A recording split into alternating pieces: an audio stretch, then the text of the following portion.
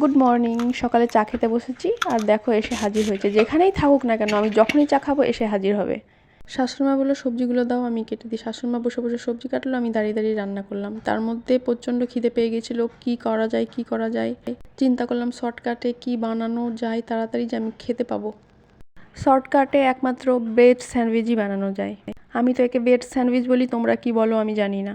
Butter দিয়ে ভালো করে 2 দিক সেঁকে নিলাম, তারপর এই অল্প সস আর মেয়োনিজ দিয়ে ভালো করে মেল্ট করে ওর উপর আর একটা ব্রেড রেখে খেয়ে নিলাম। মেল্ট করতে অসুবিধা হচ্ছিলো কারণ এক হাতে আমার ফোন ছিল ভিডিও করার জন্য। তারপর চটপট আমি ফোনটা রেখে মেল্ট করে তারপর আবার ফোন নিয়ে ভিডিও করলাম। আমার তো এটা খুবই ভালো লাগে খেতে আর পেটও ভরে যায়। তোমরাও একবার এইভাবে বানিয়ে খাবে। শীতের দিন মানেই তো আমার কাছে টমেটো পোড়া আর বেগুন পোড়া। বেগুন পোড়াতে পারিনি তাই বেগুন ভেজে নিয়েছি।